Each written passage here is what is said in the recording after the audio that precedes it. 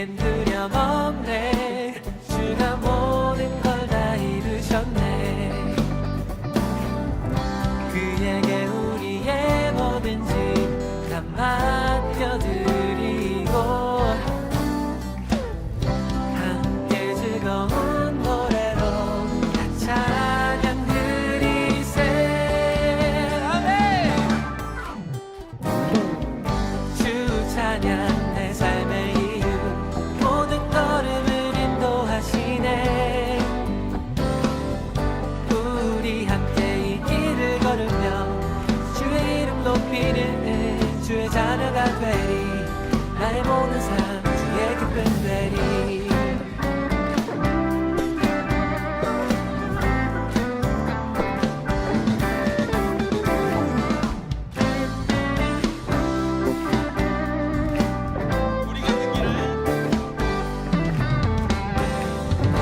우리 걷는 길에 주의 사랑들 함께 하시네. 우리겐 두려움 없네. 주가 모든 걸 다 이루셨네. 그에게 우리의 뭐든지 다 맡겨드리고 함께 즐거운 노래로 다 찬양 드리세. 주 찬양 내 삶의 이유 모든 걸음을 인도하시네. 우리 함께 이 길을 걸으며 주의 이름 높이는 주의 자녀가 되리. 나의 모든 삶 주의 기쁨 되리. 주 찬양 내 삶의 이유 모든 걸음을 인도하시네. 우리 함께 이 길을 걸으며 주의 이름 높이는 주의 자녀가 되리. 나의 모든 삶 주의 기쁨 되리. 주 찬양 내 삶의 이유 모든 걸음을 인도하시네. 우리 함께 이 길을 걸으며 주의 이름 높이는 주의 자녀가 되리. 나의 모든 삶 주의 기쁨 되리. 나의 모든 삶 주의 기쁨 되리. 나의 모든 삶 주의 기쁨 되리.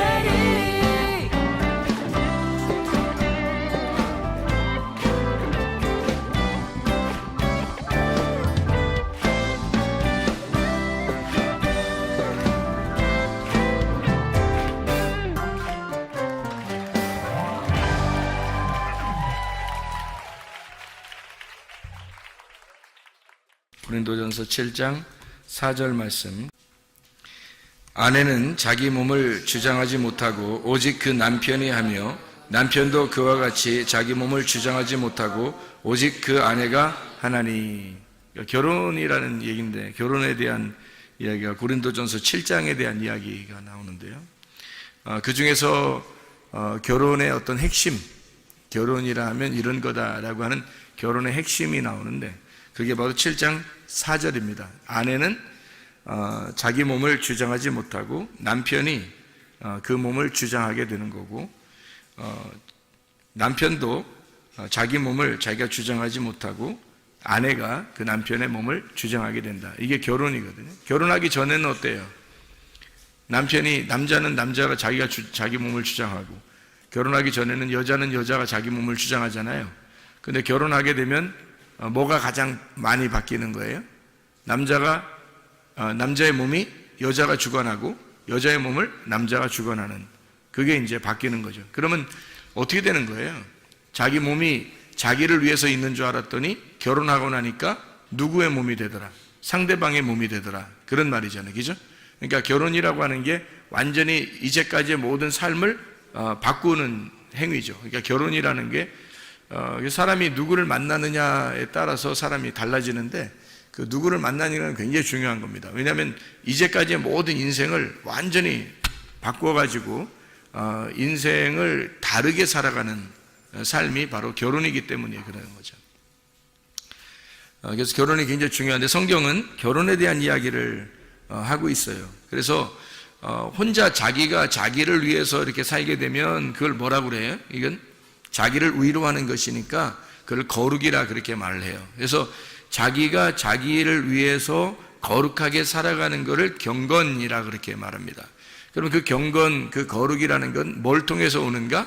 디모데전서 4장 5절에 보니까 말씀과 기도를 통해서 거룩해진다. 그것은 누구를 위한 거다? 자기를 위한 거다. 자기를 위한 거기 때문에 자기를 위로하기 위해서 있는 거죠. 자기를 위로해서 있는 거, 자기가 자기를 사랑하는 거, 이거를 뭐라고 그러냐면 성경에서는 거룩이라 이렇게 말하는 거예요. 자기가 자기를 사랑하는 거를 거룩이라 말하는 거고, 그러면 성경에서 말하는 사랑이라고 하는 건 뭘까요? 사랑이라고 하는 건 상대방이 없으면 의미가 없는 게 사랑이에요.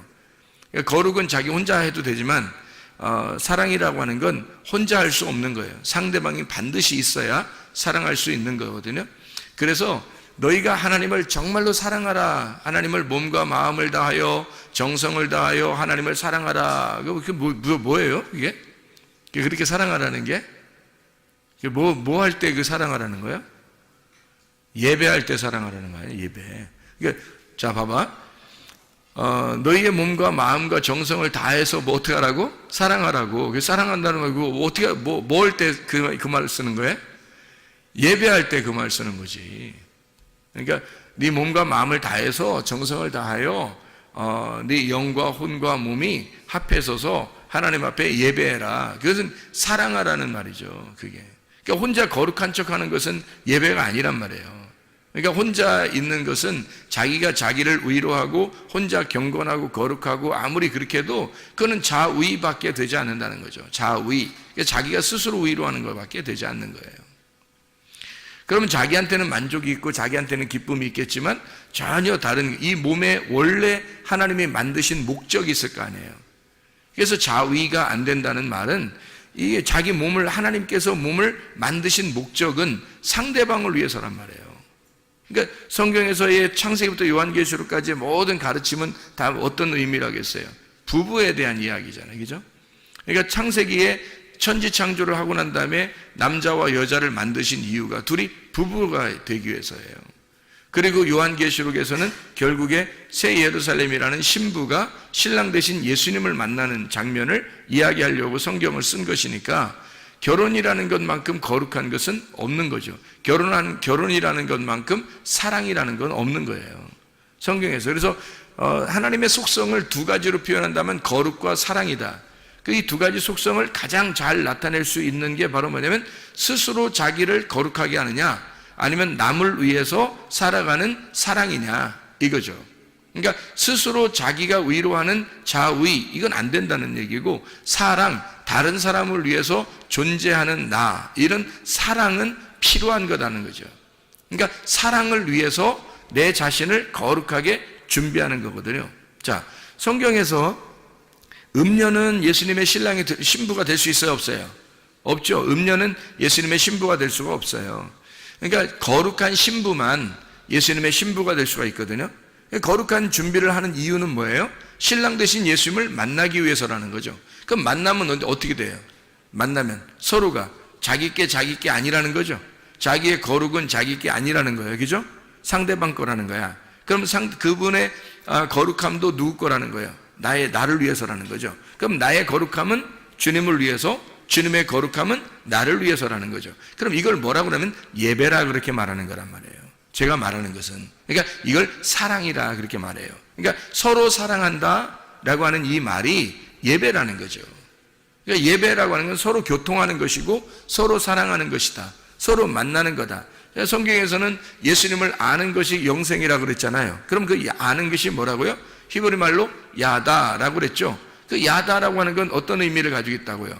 야다 하면 아들을 낳아요. 그 야다라고 하는 게 동침이란 말입니다. 그 동침에서 알게 되면 서로 하나가 되면 서로가 자기가 자기를 주장하지 아니하고 자기 것을 상대방에게 줌으로써 그 상대방이 자기를 점령함으로써 그래서 갖는 야다죠. 그 야다를 하게 되면 하나님의 아들이라는 예수를 낳게 된단 말이에요. 그게 성경의 그 거룩함이에요. 그래서 성경에서 가장 거룩한 것은 결혼이에요. 부부라고 하는 게 가장 거룩한 거죠. 그래서 부부라고 하는 이 결혼이 가장 거룩한, 그 거룩한 아들을 낳는 것을 성경의 목적이라고 그러는 거죠. 성경의 목적. 그러니까 여러분과 제가 하나님의 아들이 되는 거, 하나님의 아들이 되는 것을 그렇게 만들어 나가려고 하는, 그게 하나님의 창조예요. 우리를 창조하신 목적, 그것은 우리를 하나님의 아들 삼아서 하나님의 아들로 만들어 나가는 거란 말이죠.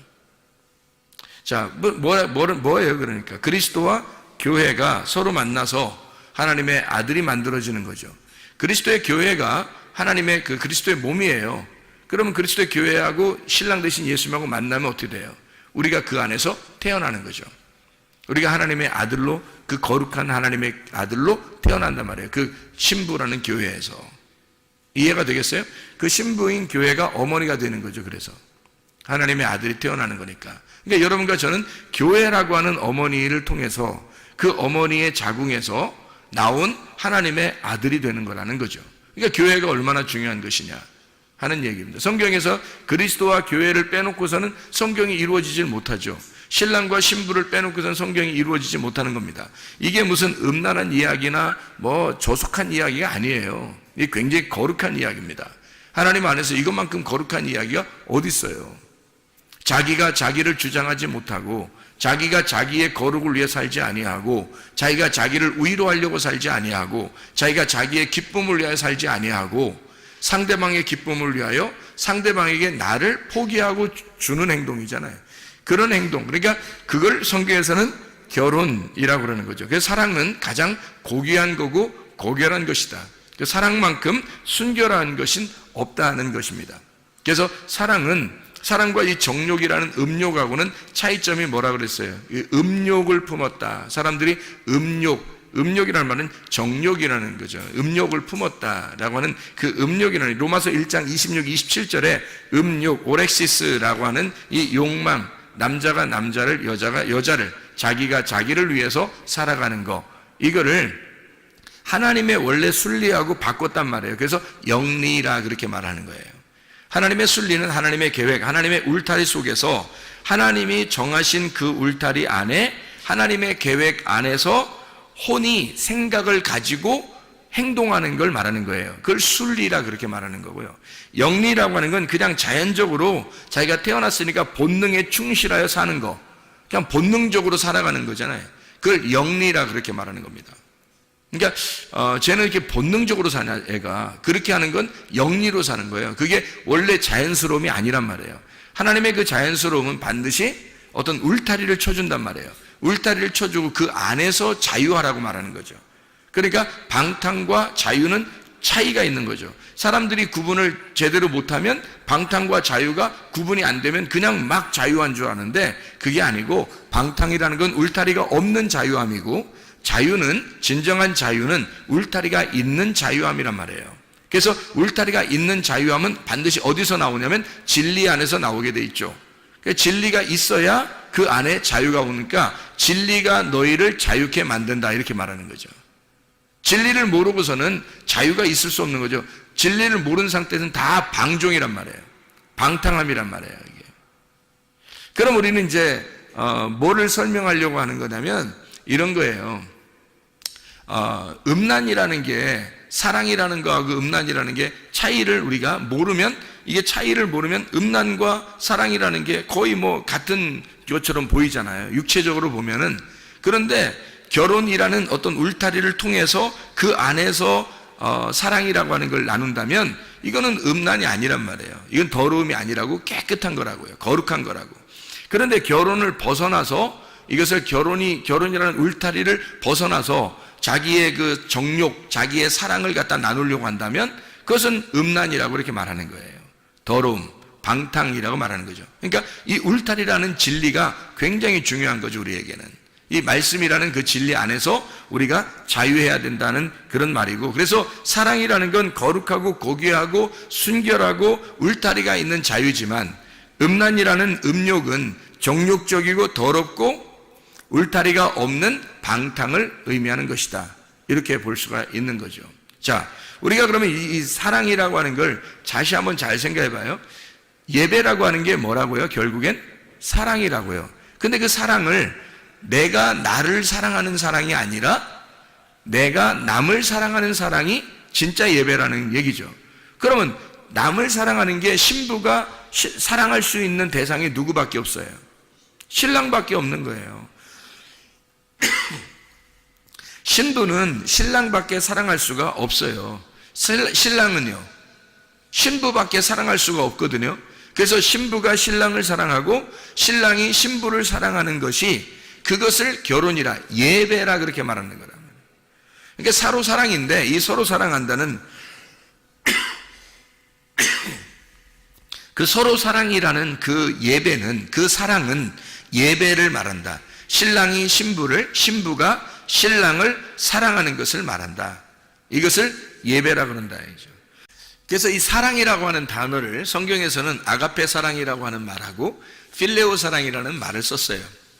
그럼 아가페 사랑이라는 말하고 필레오라는 사랑은 사람들이 보통 어떻게 알고 있어요? 아가페 사랑은 일방적인 사랑을 말해요. 한 사람이 다른 사람을 일방적으로 사랑하는 걸 아가페 사랑이라고 말한다고 그러죠. 그래, 하나님의 사랑이라고 말해요. 그걸 그냥 혼자 있어도 사랑하는 그 사랑, 그냥 절대적인 사랑, 그게 이제 아가페 사랑이라고 그러는 거죠. 그럼 필레오 사랑은 어떤 사랑을 의미한다고 그래요? 서로 사랑을 의미한다고 그러죠. 그러면 이쪽에 사랑한다면 반드시 그 사랑을 받는 사랑, 사랑을 받으면 반드시 사랑을 해주는 사랑, 그래서 사랑을 받고 사랑을 해주는 그 사랑을 필레오 사랑이라 그렇게 말해요. 그러면 아가페 사랑과 필레오 사랑에서 어떤 게 더 사실은 완성적인 것이냐 하면, 아가페 사랑이 필레오가 되면 더 완전한 사랑이 되죠. 완성된 사랑이 되는 거죠. 그래서 예배라고 하는 것은 실제로는 하나님이 아가페 사랑을 해서 우리에게 오는 것은 어떤 면에서 일방적인 거죠. 그는 우리가 그 사랑을, 아가페의 사랑을, 예수님이라는 그 아가페의 사랑을 깨달았어요. 깨닫고 베드로가 요한복음 21장에 예수님을 두 번째 만나고서 그가 필레오 사랑한다고 고백할 때 그 사랑을 깨달았다는 얘기는 어떤 사랑을 깨달았다고요? 당신이 나를 위해서 죽으신 그 아가페 사랑을 깨달았습니다 하는 그 필레오 사랑합니다 라고 고백했던 그 베드로의 사랑이라고 하는 게 어떤 면에서는 예배라는 거죠. 그게 예배. 그러니까 예수님께서 나를 위해서 죽으신 그 사랑을 내가 깨닫고 내가 당신을 이제 드디어 사랑하게 되었습니다 라는 그 사랑은 이제 일방적인 사랑이 아니라 당신과 나의 사랑인데, 나는 당신을 위해서 사랑하게 돼 있고 당신은 나를 위해서 사랑한다는, 당신은 나를 위해 사랑했고 나는 당신을 위해서 사랑하겠습니다 라고 하는 고백이 필레오 사랑이겠죠. 그럼 그 말이 예배라는 얘기입니다. 서로의 사랑이고, 서로를 위해서 내 몸은 당신을 위한 것이고 당신의 몸은 나를 위한 것입니다 라고 하는 그 결혼의 관계, 신랑과 신부의 그 관계를 설명해 주고 있는 거죠. 그게 바로 뭐냐면 예배라고 하는 겁니다. 그 야다, 게노스코라고 하는 그 안다라고 하는 것은 실제로 몸과 마음으로 깨달아 아는 것을 의미하는 것이니까, 이것은 스스로 위로하는 자위가 아니라 진짜 사랑이라는 거죠. 하나님과 우리와의 진정한 사랑, 그 필레오의 사랑, 예배가 성립된 서로의 사랑, 서로 통한 사랑, 통했느냐 할 때 그 서로 통하는 사랑, 그 서로 관계가 있는, 서로 통하는 사랑을 말하는 것입니다. 그래서 룻이라고 하는 사람이 친구라 그랬죠. 친구, 룻이라는 여자의 이름이 친구라 그래요. 그러면 룻이라는 사람과 보아스의 만남은 어떤 관계의 만남이라고요? 친구의 만남의 관계라고요. 그럼 친구는 어때요? 비밀이 있어요, 없어요? 없어요. 비밀이 없다는 말은 비밀이 벗겨졌다는 얘기고, 이게 진리가 드러났다는 얘기거든요. 진리라고 하는 건 비밀이 사라졌다는 게 진리예요. 진리는 뭔가 감추어져 있는 것이 더 이상 감추어지지 않았다라는 게 진리라는 말이거든요. 그러면 반대로 거짓은요, 감추어져 있다, 아직도 깨닫지 못했다, 아직 모르겠다, 내가 저 사람을 모르겠다라면 거짓이란 말이에요. 그러니까 거짓은 뭔가 감추어져 있는 걸 거짓이라 그러고, 진리라고 하는 것은 뭔가 드러난 것을 진리라 그렇게 말하는 거거든요. 자, 친구는 거짓이라는 비밀이 없어요. 이렇게 감추어진 게 없는 걸 친구라 그런다고. 요한복음 15장 13절부터 17절까지 말씀하는 거죠. 예수님이 우리를 갖다가 뭐라고 했다고? 친구라 그렇게 말했다고. 너희에게는 종이라 하지 않으니까 너와 나는 비밀이 없다 이렇게 말해요. 그러니까 비밀스러운 게 없으면 진리 가운데 있는 거고, 진리는 우리를 자유하게 하는 거고, 그 진리라는 울타리를 통해서 그 안에서 마음껏 사랑하자라고 하는 게 주님과 우리와의 사랑이고, 그게 예배라는 것입니다. 예배가 그만큼 소중한 거고, 그만큼 아름다운 거고, 그만큼 사랑스러운 거예요. 그러니까 예배라고 하는 걸 모르면 사랑을 나누는 예배가 안 되고, 그냥 억지로 막 힘들지만 내가 와서 참여해서 예배를 드려야 하는 그런 율법적인 예배가 되겠죠. 그 말은 서로 사랑이 안 되는 거죠. 아직 통하지 않은 겁니다. 아직 예수님의 그 마음과 통하지 않은 거예요. 하나님의 마음을 모르고 그냥 일방적으로 예배를 드리는 거죠.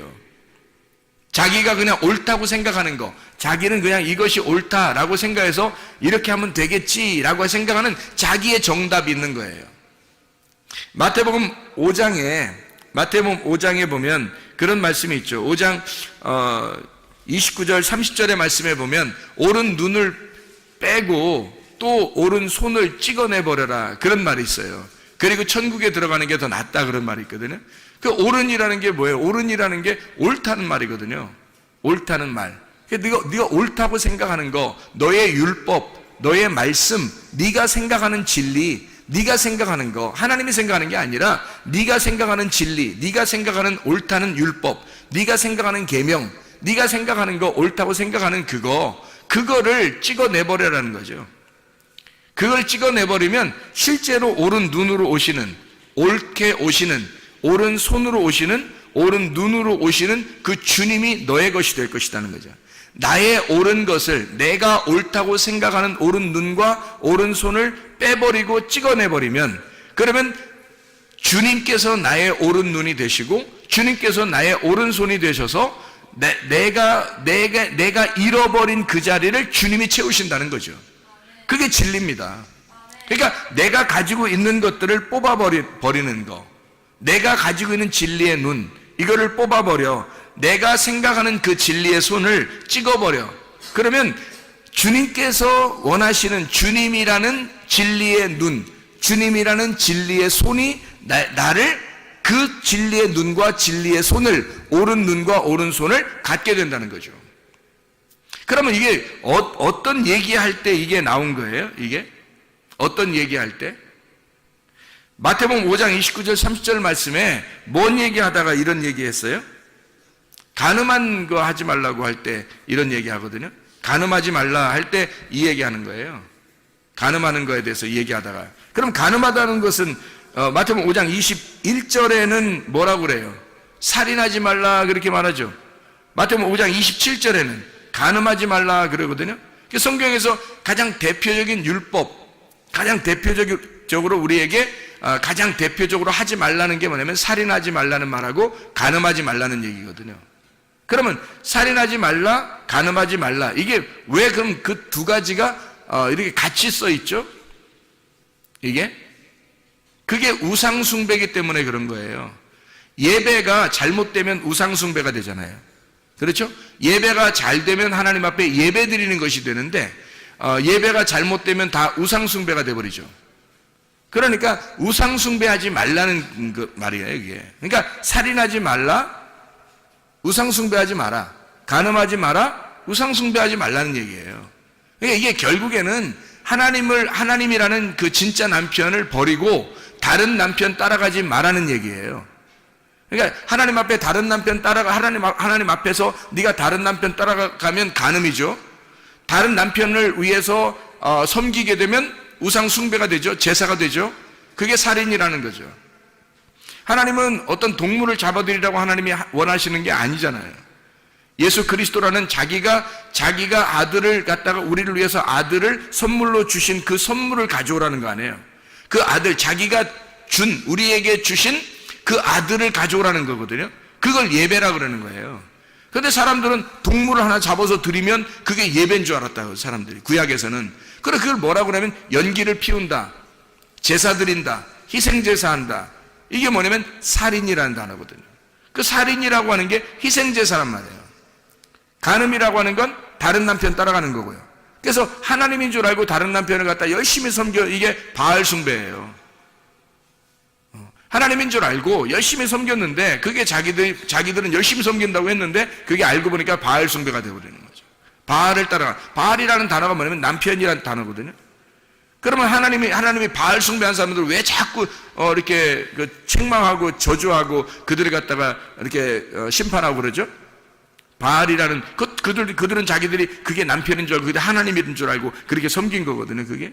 그런데 하나님은 그 바알이라는 것을 갖다가 섬기지 말라는 거예요. 책망하고. 왜 그렇게 말하냐면 바알이라고 하는 게 남편은 남편인데 다른 남편인 거죠. 하나님이라고 하는 남편은 원래 보이질 않아요. 근데 사람들이 보이지 않으니까 보이는 남편을 따라간 거라고. 보이는 남편을 따라가서 그 바알이라는 것을 남편인 줄 알고 하나님인 줄 알고 따라가 섬긴 거예요. 그걸 하나님께서는 뭐라고 그러냐면 그걸 살인한 것이다. 너희들이 예배드린 것은 다 살인한 것이다. 그것이 간음이다. 그것은 우상숭배에 해당하는 것이다. 진정한 예배를 드린 게 아니고 영적인 예배를 드린 게 아니다. 영과 진리로 예배를 드려야 하나님 받아주시는데 이런 잘못된 살인 그리고 잘못된 간음을 통해서 하나님 앞에 우상숭배로 예배를 드린 것이다. 예배가 성립되지 않았다는 얘기입니다. 자, 어떤 게 그럼 예배라는 거예요? 하나님이 원하시는, 하나님이 기뻐하시는 예배라는 건 뭘 예배라고 그러는 거예요, 그럼? 자, 살인하지 말라, 간음하지 말라가 이게 예배를 제대로 드려라는 얘기고 우상숭배하지 말라는 얘기인데, 그러면 이거 진짜 예배는 어떤 거냐고 그러면? 진짜 예배는요? 진짜 예배는 어떤 거예요? 룻이 보아스를 만나서 사랑하는 걸 진짜 예배라 그러는 거라고요. 그러니까 제대로 둘이 룻이 보아스를 알고 보아스가 룻을 아는 거, 서로 야다하는 거예요. 예수님이 나를 알고 내가 예수님 아는 거, 그 진리 가운데 그분을 알게 된 거, 그거를 예배라 그렇게 말하는 거라고요. 그러니까 그걸 모르니까, 모르는 거는 열심히 우리가 희생제사하고 간음하고 이렇게 바알 숭배하고 하나님이라고 믿고 이렇게 다 하는데 그 다 우상숭배라는 거죠. 잘못된 예배를 드린다는 거예요.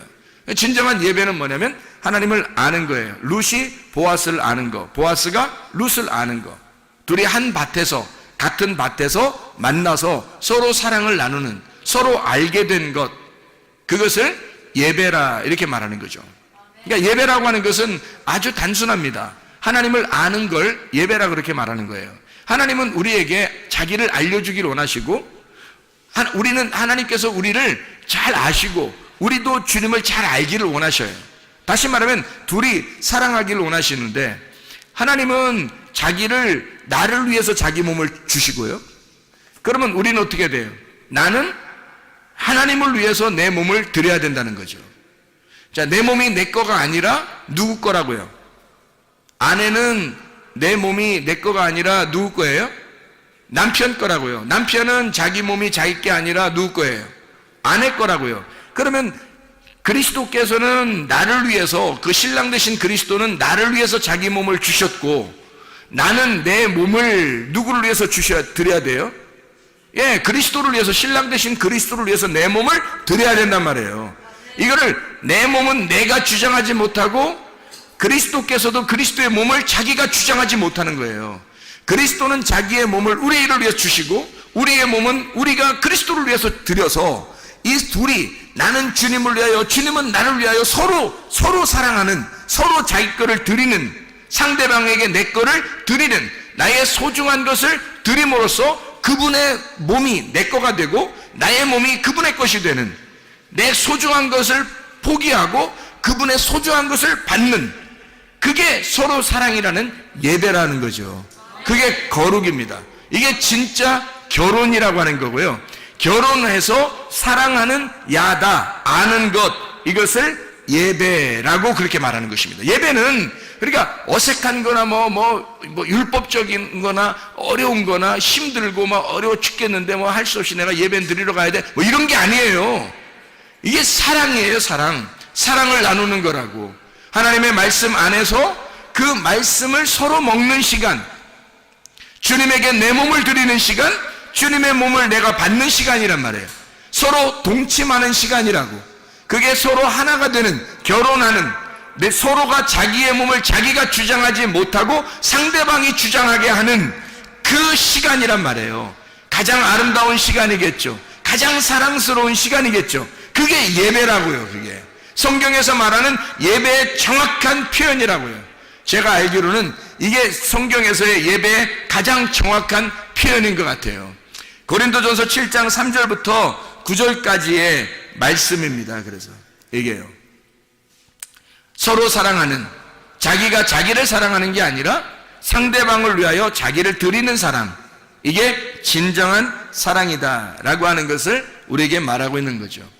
고린도전서 10장 1절부터 22절까지의 말씀을 여러분 이렇게 보면요, 고린도전서 10장 1절부터 22절까지의 말씀에 보면 거기에 홍해 바다를 건너는 침례가 나오고요, 영적 음식, 신령한 음식을 먹는다는 말이 나오고, 영적 음료, 신령한 음료를 먹는다는 말이 나와요. 이게 다 뭐냐면 성경에서 여기 고린도전서 10장에 1절부터 22절까지의 말씀은 다 같이 우상을 얘기하는 겁니다. 너희가 신령한 음식을 먹고 신령한 음료를 마시고 그리고 이 침례를 너희가 받았다 할지라도 그것은 다 무슨 행위냐면 외적인 우상 숭배라는 겁니다. 그거는 형상이라는 거죠. 우상이라는 겁니다. 형상. 그건 하나의 그림자예요. 그림자라고 하는 이 형상은 세메이온이라고 그래요. 이거 표적이라고 그럽니다. 사람들이 기적을 따르고 이적을 따르고 어떤 표적을 따른다는 그 표적을 통해서 하나님은 반드시 뭔가를 가르쳐 주려고 그러는 거예요. 예를 들어서 소경의 눈을 떴어요. 그러면 소경의 눈이 뜬 것은 뭐를 설명해 주게 한 것 같아요. 여러분이 성경에서 보면 반드시 진리의 눈이 가려졌던 것이 진리가 열어졌다는 것을 알려주려고 하는 거거든요. 그러니까 율법의 눈이 너희가 가려져 있어. 그래서 너희가 껍데기만 보고 있는데 이 껍질이 벗겨져 눈이 열려져. 사도 바울이 사울이었을 때 그가 눈이 가려져 있었는데 예수를 만나니까 눈꺼풀이 벗겨지는 것처럼 이렇게 진리의 눈이 열려지는 거, 이게 소경의 눈을 띄워주고 하시는 주님의 마음입니다. 그 말씀이거든요. 이것은 그러니까 소경을 눈을 뜨게 한다는 건 뭐예요? 그거는 진짜 진리를 보게 하는 거예요? 아니면 그거를 알려주는, 이런 것이 있다고 알려주는 세메이온, 어떤 표적이에요. 표적이라고요. 그래서 기적을, 예수님이 가는 곳마다 기적을 일으키고 표적을 일으킨 이유는 바로 그걸 통해서 진리의 말씀을 설명하고자 한 것이었습니다. 근데 사람들은 그 표적을 따라요. 그 세메이온을 따라간다고요. 그게 바로 뭐냐면 손가락과 같은 거거든요. 세메이온이라는 건 손가락과 같은 거예요. 꽃을 이렇게 지시할 때, 이게 지적할 때 내가 손가락으로 이게 꽃을 이렇게 지적하잖아요. 그러면 이 손가락을 사람들이 쳐다보면 되겠어요? 손가락이 지시하는 꽃을 쳐다봐야 되겠죠. 꽃을 쳐다봐야 되는데 손가락을 보고 있다고 사람들이. 자, 태양이 있는 것은 손가락과 같은 거거든요. 태양이 있는 것은 빛이 있다는 걸 알려주려고 그러는데 태양만 사람들이 아주 좋아한단 말이에요. 그러면 태양 숭배가 되는 거예요. 그러니까 손가락으로 꽃을 가리켰는데 꽃을 쳐다봐야 되는데 이 손가락을 바라보면 손가락 우상이 되는 거란 말이에요. 이게 여러분, 여기에 목사를 세워놨어요. 목사를 바라보고서 구원받는 게 아니거든요. 목사를 통해서 누굴 쳐다보라는 거예요. 이 손가락이라는 목사를 통해서 누구를 바라보라고요? 실체이신 예수님을 만나라고 그러는 거거든요. 예수님을 쳐다보라고 중간에 손가락을 둔 거예요. 손가락으로 가리키는 거거든. 그게 손가락 같은 게 그림자, 세메이온이에요. 저도 여러분 앞에 서 있는 표적이라고요, 이게. 그러니까 표적을 따라가거나 표적을 믿거나 하는 게 아니라고요. 표적을 통해서 반드시 실체를 만나야 된다고요. 태양을 통해서 빛을 만나야 되는 것처럼 세메이온이라고 하는 이 그림자, 다시 말하면 광야에서 사람들이 신령한 음료를 마셨어요. 침례를 받았어요. 홍해 바다를 건넜어요. 그리고 막 40년 동안이나 계속 내려오는 만나를 먹었어요. 그리고 신령한 음료를 또 막 마셨어요. 그렇게 하면서도 그들은 광야에서 다 죽었어요. 왜? 성경에서는 고린도전서 10장의 1절부터 4절에 계속 1절부터 22절까지 설명해서 왜 그런 이야기를 하나요? 이 표적을 통해서 그들이 표적을 맛보았지만 그러나 광야에서 다 죽었다. 너희들에게 이것이 본보기가 되어서 우리에게 와 있다는 거예요. 그래서 이 본보기에 대한 이야기를 하면서 나중에 뭐라고 얘기하냐면 고린도전서 10장 1절부터 22절까지 쭉 이렇게 설명하면서요, 뭘 설명하냐면 너희가 우상을 따랐다는 거예요. 그게 형상을 따라갔다는 거예요. 세메이온을 따라갔다는 거예요. 그림자를 따라갔다는 거예요. 그 표식을 따라갔다는 거예요. 그렇게 하는 것 자체가 주의 만찬도 마찬가지라는 겁니다. 주의 만찬도 떡과 포도주를 먹으면서 이게 무슨 예수님의 살이요 예수님의 피다 그러면서 그걸 갖다 먹고 마시면서 그렇게 먹고 마셨으니까 나는 주님과 함께 있겠지라고 하는 그렇게 생각하는 사람들도 있다는 거죠. 그게 아니라는 겁니다. 다시 말하면 그것도 역시 손가락에 불과하다. 그것도 태양에 불과하다. 그거 역시도 우상에 불과하다는 겁니다. 자, 생각해 보세요. 빛이신 그리스도를, 그 실체를 알아야, 그 실체를 만나야 그 목적을 가지고 성경을 써놨는데 이 성경책이 거룩한 줄 알고 성경책만 바라보고 살면 되겠느냐 이거죠. 안 됩니다. 성경책이 우리에게 있는 것은 무엇을 가리켜서 그 가리키는 손가락을 보고 살게 하는 것이 아니라 이걸 통해서 실제로 이 안내문, 여기 있는 제품 설명서죠. 이게 이 성경책이 제품 설명서와 같은 거예요. 근데 그 제품을 갖다 사용해야지 설명서만 쳐다보고 살면 되겠습니까? 말이 안 되죠. 이게 설명서라고요. 하나님을 만나서 어떻게 살아야 되는지에 대한 설명서란 말이에요. 그러니까 하나님 만나는 게 훨씬 더 중요한 거죠. 그게 실체지. 우리는 어떤 우상을 숭배하는 그런 예배를 드리는 사람들이 얼마나 많은가. 실제로 주님 만나는 것이 아니라 주님과 사랑을 나눠야 되는데 주님과 사랑을 나누려고 하는 게 아니라 뭔가 이상하다 이 말이에요. 뭔가 다른 걸 자꾸 표적을 따르고 기적을 따르고 손가락만 쳐다보고 앉아있다는 거죠. 그게 이상하다는 거죠. 진짜를 못 만났다는 거죠. 자, 생각해 보세요. 하나님이 어떤 형상을 가지고 있어요? 안 가지고 있어요? 안 가지고 있어요. 하나님은 형상이 없단 말이에요. 하나님은 영이고 진리이기 때문에 형상이 없어요. 하나님이 모양이 없으니까, 그런 형상이 없으니까 누가 내려왔어요? 하나님이라는 분을 있다고 알려주려고 누가 내려왔어요? 예수님이 내려왔다고요. 예수님이 내려왔는데 예수님은 누구의 형상이에요? 하나님의 형상이라고. 하나님의 형상이 예수님이라고요. 그러니까 이 형상은 때려 부셔야 돼, 안 부셔야 돼? 때려 부셔야 되죠. 그래서 예수님이 십자가 못 박혀 죽는 거예요. 자기 형상은 깨져야 되니까. 형상은 깨지고 누구를 설명하는 거예요? 하나님이라는 영, 보이지 않는 하나님이라는 영을 설명하는 거예요. 그리스도가 이 땅에 오신 것은 하나님 아버지를 설명하려고 오신 형상이란 말입니다. 우리는 그리스도가 부활하셨죠. 근데 그 부활하신 그리스도의 형상이 누구냐면 우리란 말이에요. 그러니까 우리를 통해서 누가 드러나야 되겠어요? 그리스도가 드러나야 되는 거죠. 우리는 그리스도의 형상이니까 그리스도를 나타내려고 나를 통해서, 나라는 우상을 통해서 그리스도라는 실제를 만나게 하려고 나라는 우상을 세우는 거죠. 우리라는 형상을, 그림자를 세우는 것은 진짜 그리스도를 만나게 하기 위한 겁니다. 그렇죠? 그러면 그리스도를 만나는 실체를 만나도록 하셔야지 자기를 갖다가 만나게 하면 안 되는 거죠. 그러니까 나는 나를 자랑해서는 안 된다는 겁니다. 그죠? 그러니까 나라고 하는 건 누구를 위해 존재한다? 그리스도를 위해서 존재한다. 그리스도는 누구를 위해 존재한다? 하나님을 위해서 존재한다. 그리스도가 하나님을 위해서 존재하기 때문에 빌립보서 2장 5절부터 11절까지 말씀에 자기를 십자가에 죽기까지 복종하시다 그러는 거예요. 왜냐면 그분이 십자가 못 박혀 죽어야 하나님 아버지가 영광을 받고 드러나기 때문에 그렇습니다. 그 실체가 나타나기 때문에. 왜냐면 그분이 육체라고 하는 인간의 몸으로 오셔가지고 그분이 죽으셔서 부활하신 하나님이 되셔야 진짜 하나님을 알 수 있거든 우리가. 그래서 그리스도가 하나님을 소개하려고 이 땅에 오셔서 자기가 그리스도를 소개하고 하나님을 소개하고 마지막으로 자기가 십자가 못 박혀 죽으면서 다 완성했다고 말하는 겁니다. 그럼 우리들도 그리스도를 나타내려면 어떻게 해야 돼요? 자기 십자가를 지고 자기를 부인하고 따라가 내가 십자가를 지고 죽을 때 그때 완성된다는 거죠. 그래야 그리스도가 나타난다는 것입니다. 그렇지 않고서는 그리스도가 안 나타나는 거예요. 그리스도가 내가 하나가 되려면 내가 죽어야 그리스도와 하나가 되는 거죠. 그리스도가 하나님하고 하나가 되려면 그리스도가 죽어야 하나님하고 하나가 돼서 하나님으로 나타난단 말이에요. 이해가 되시죠? 그러니까 하나님을 나타내기 위해서 그리스도를 나타내기 위해서 내가 존재하는 거라는 거예요. 이게 다 모두 다 우상인 거죠. 자, 이스라엘 백성이 애굽에서 탈출해가지고 홍해바다를 건넌 것도 형상이죠. 그림자죠. 만나를 먹은 것도 그림자입니다. 형상이에요. 음료를 마신 것도 신령한 반석으로부터 나온 그 음료를 마신 것도 다 형상이에요. 그림자예요. 신령한 반석은 그리스도라는 거죠. 반석이 중요한 게 아니라, 그래서 반석을 섬기는 게 아니라 그리스도를 만나야 된단 말이에요. 실제이신 그리스도를 만나는 것이 목적이라는 거죠.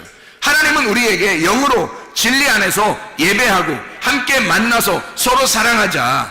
이것이 안 되면 너희는 우상 숭배하는 것이다. 우상 숭배는 살인하는 거야. 그게 다른 신을 섬기는, 다른 남편을 만난 간음하는 자이다. 이렇게 말하는 거죠. 그래서 우상 숭배는 살인이고 간음하다. 그래서 고린도전서 10장 1절부터 22절까지 말씀에서는 우상 숭배하지 마라 그래요. 우상 숭배하지 마라. 그게 뭐 하지 말라는 말이에요? 살인하지 마라 그런 말이에요. 다시 말하면 뭐 하지 말라? 간음하지 말라는 말입니다. 시험하지 말라는 말이에요. 원망하지 말라는 말입니다. 그럼 어떻게 해야 돼? 하나님의 성령 안에서 그리스도의 몸이 되어 교회로 하나가 되어야 된다. 이렇게 고린도전서 10장에는 설명해 주고 있단 말입니다. 교회 안에서, 그리스도 안에서 우리가 그리스도의 몸이 되어 교회로 하나가 될 때 이걸 깨닫게 된다는 거예요. 그렇지 않으면 절대 깨닫지 못해요. 자기는 자기가 자기를 사랑해서 자기가 자기를 위해서 살게 되면 절대 상대방을 이해할 수가 없습니다.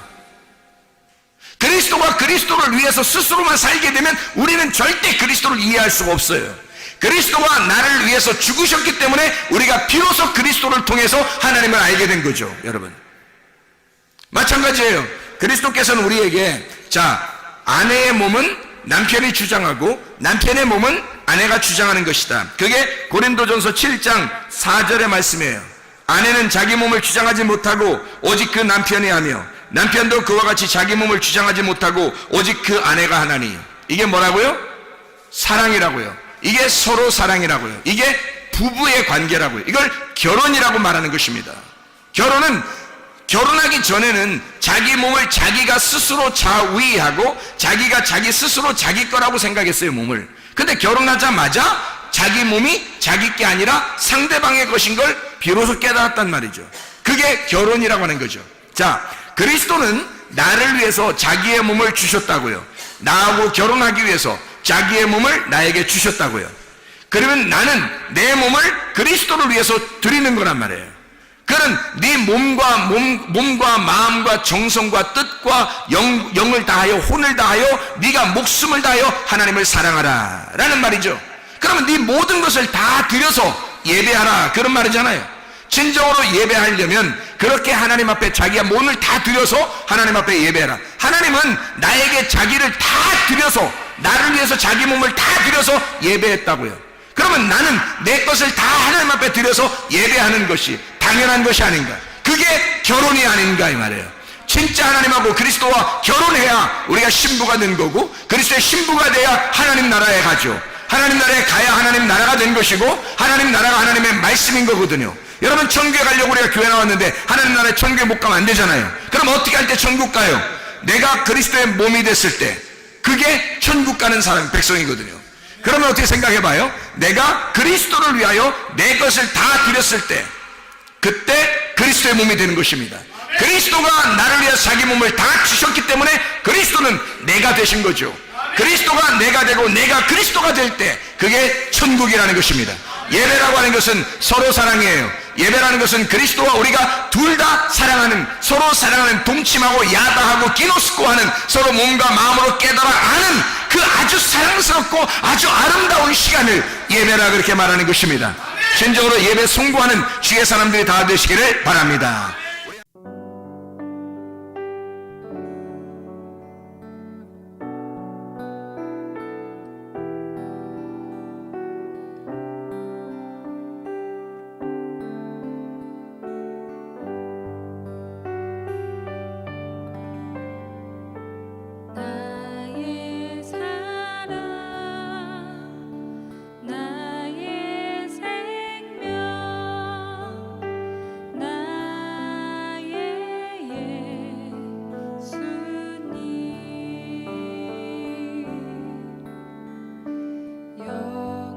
영원토록